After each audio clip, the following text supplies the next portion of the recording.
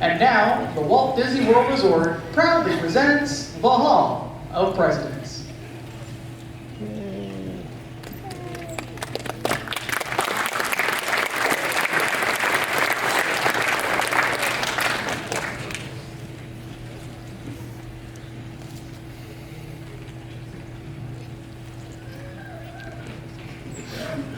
This program is dedicated to the memory of Walt Disney. In 1971, his love for America inspired the creation of the Hall of Presidents, a place to celebrate the optimism and goodwill he saw at the heart of the American story. Walt's vision was to honor the nation by honoring the American presidency.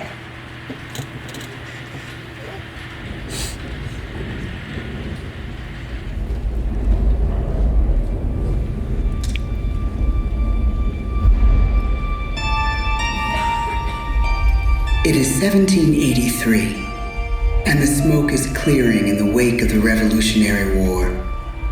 Over the course of 8 grinding years, General George Washington has led a force of shopkeepers, farmers, and Native American allies to victory over the greatest military power in the world. A new nation has been born, independent and free. The founders must form a national government. In 1787, through months of passionate debate, they create a written constitution. For the country's highest office, they imagine something new in the history of the world. A leader not born to power like a king or queen. A leader who has not seized power through conquest. A leader not separate from the people, but elected by the people. From among the people. We, the people. This is a new idea, an American idea, the idea of a president.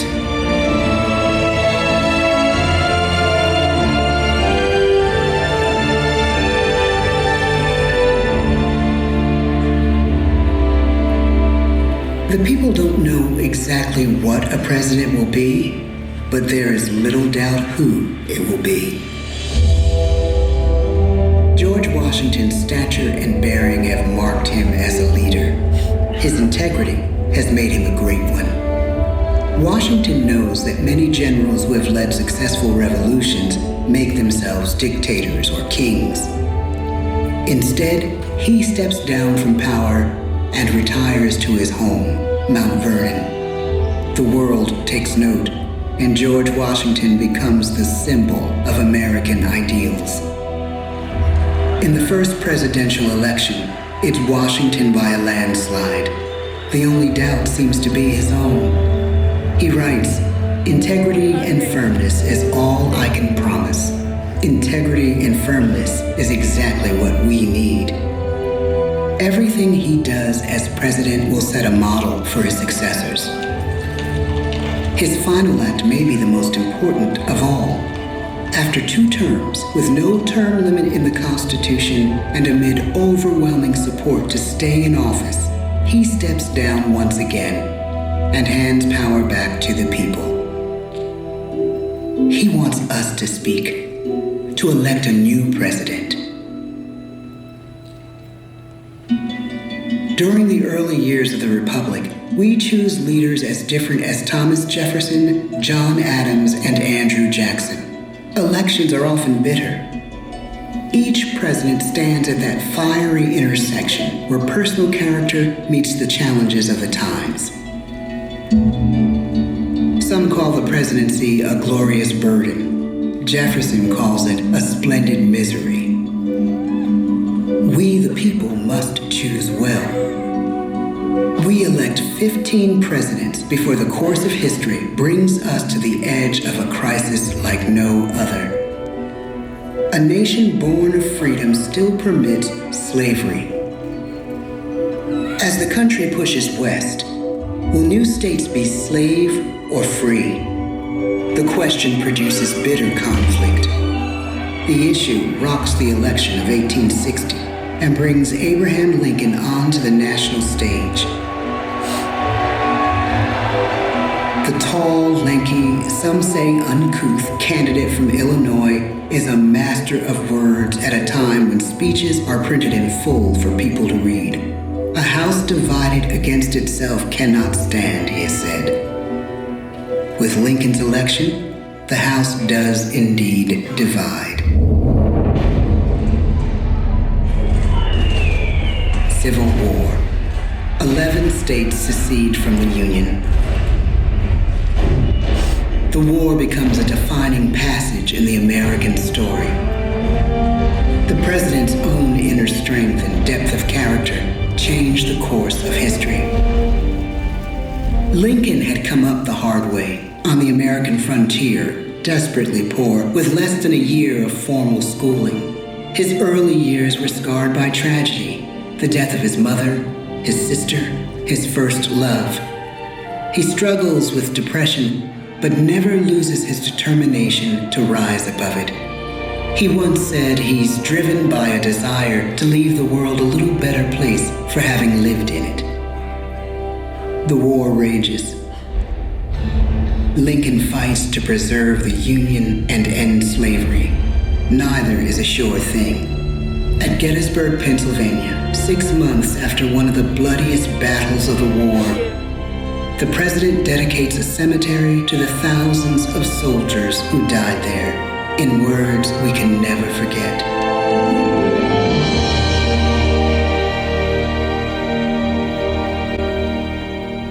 "Fourscore and 7 years ago, our fathers brought forth on this continent a new nation, conceived in liberty and dedicated to the proposition that all men are created equal. Now we are engaged in a great civil war, testing whether that nation or any nation, so conceived and so dedicated, can long endure. We are met on a great battlefield of that war. We have come to dedicate a portion of that field as a final resting place for those who here gave their lives, that that nation might live. It is altogether fitting and proper that we should do this. But in a larger sense, we cannot dedicate, we cannot consecrate, we cannot hallow this ground. The brave men, living and dead, who struggled here, have consecrated it far above our poor power to add or detract. The world will little note, nor long remember what we say here, but it can never forget what they did here. It is for us, the living, rather, to be dedicated here to the unfinished work which they who fought here have thus far so nobly advanced.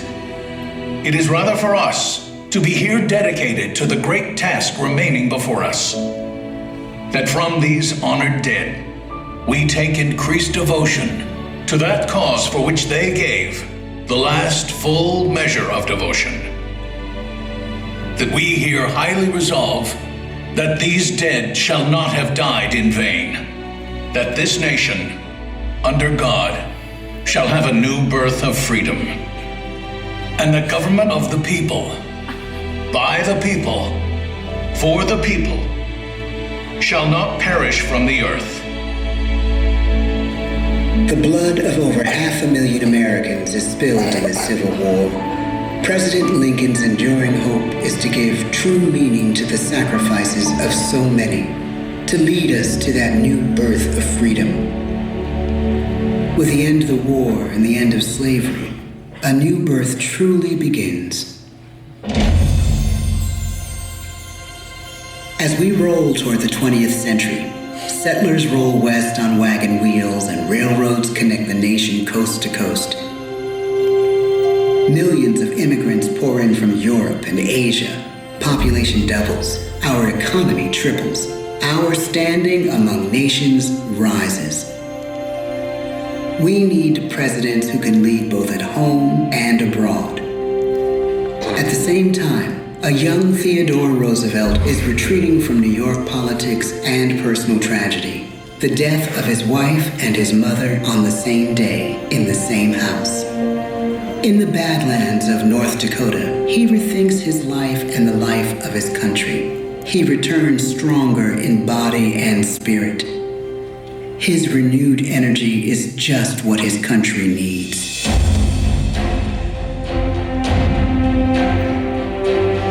American industry is booming, but social tensions are rising.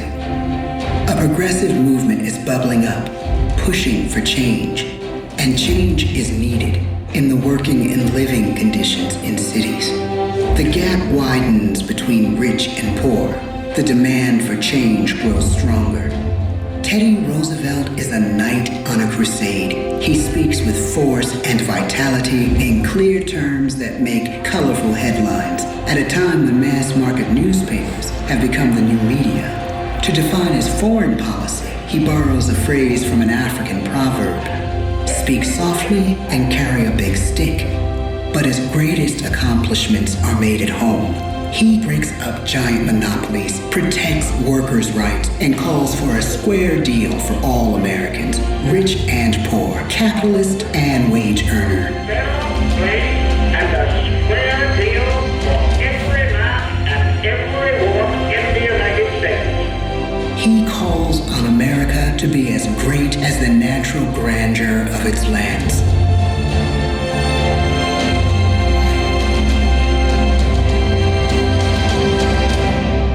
Keep your eyes on the stars and your feet on the ground, he tells us. And we do.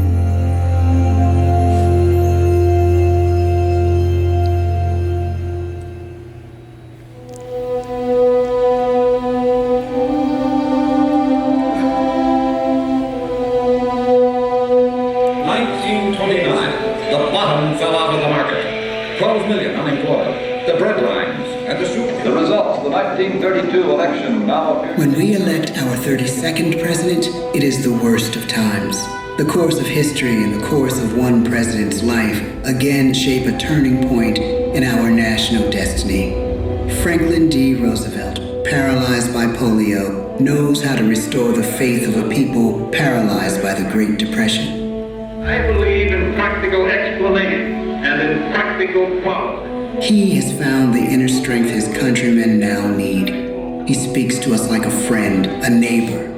His optimism is contagious, his voice perfect for the latest breakthrough medium, radio. He calls us to believe we have nothing to fear but fear itself. And we do believe. Tonight's attacks on England are perhaps the most widespread of the war in the course of the day. But an even greater challenge dominates his final years in office: the Second World War.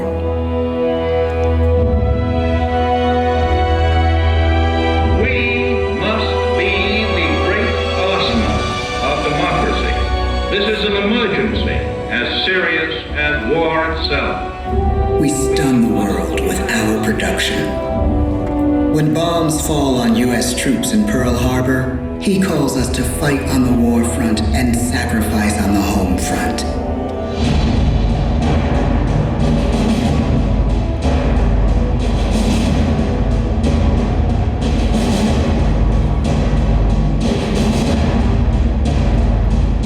The harder the sacrifice, the more glorious the triumph. So spoke America in the year 1776. So speak Americans today. The world changes. The country changes. And yet, in one sense, what we need most from our presidents has never changed.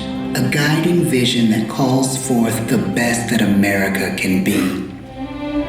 Will outer space be developed for the benefit of all mankind? Or will it become another focus for the arms race? The choice is urgent, and it is ours to make. Ask not what your country can do for you. Ask what you can do for your country. But really, it's all of us who must overcome the crippling legacy of bigotry and injustice. And we shall overcome. Fully agree agreements that President Sadat and Prime Minister Begin are signing tonight is entitled A Framework for Peace in the Middle East. Mr. Gorbachev, tear down this wall. You have lost too much, but you have certainly not lost America. I can hear you. The rest of the world hears you.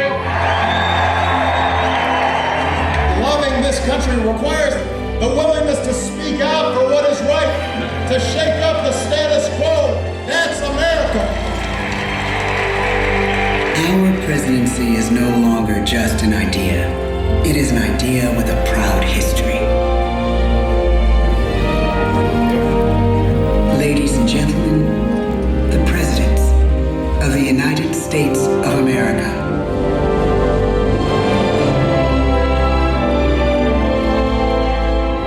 George Washington, John Adams, Thomas Jefferson, James Madison, James Monroe, John Quincy Adams, Andrew Jackson, Martin Van Buren, William Henry Harrison, John Tyler, James K. Polk, Zachary Taylor, Millard Fillmore, Franklin Pierce, James Buchanan, Abraham Lincoln, Andrew Johnson, Ulysses S. Grant, Rutherford B. Hayes, James A. Garfield, Chester A. Arthur, Grover Cleveland, Benjamin Harrison, William McKinley, Theodore Roosevelt, William Howard Taft, Woodrow Wilson, Warren G. Harding, Calvin Coolidge, Herbert Hoover, Franklin D. Roosevelt, Harry S. Truman, Dwight D. Eisenhower, John F. Kennedy, Lyndon B. Johnson, Richard M. Nixon, Gerald R. Ford, Jimmy Carter, Ronald Reagan, George Bush, Bill Clinton, George W. Bush, Barack Obama,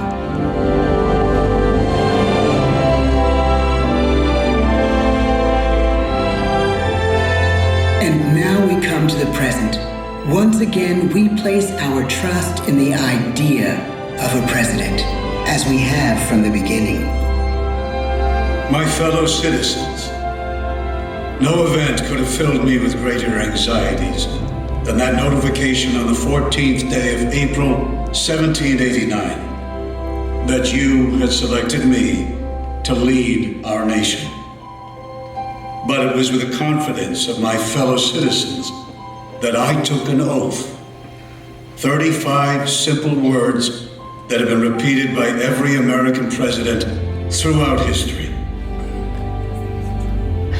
I, Donald John Trump, do solemnly swear that I will faithfully execute the office of President of the United States and will, to the best of my ability, preserve, protect, and defend the Constitution of the United States So help me God. From the beginning, America has been a nation defined by its people. At our founding, it was the American people who rose up to defend our freedoms and win our independence. It is why our founders began our great Constitution with 3 very simple words: we the people.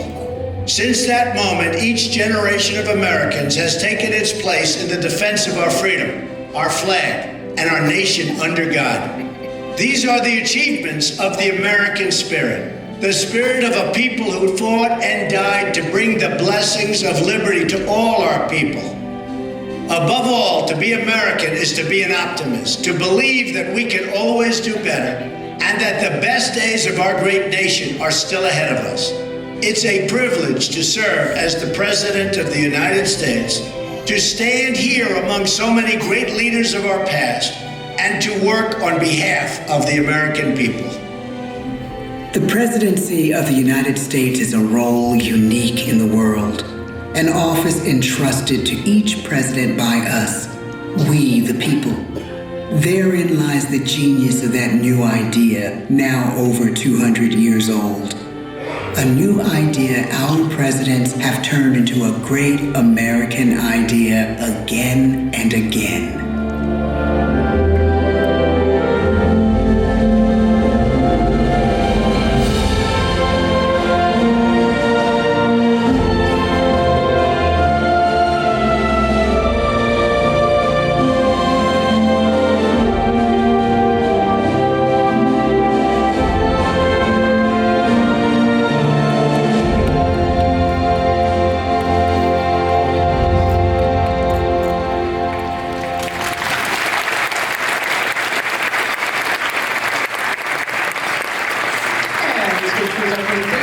Please gather your belongings and effectively open doors to your right-hand side. Like you and me,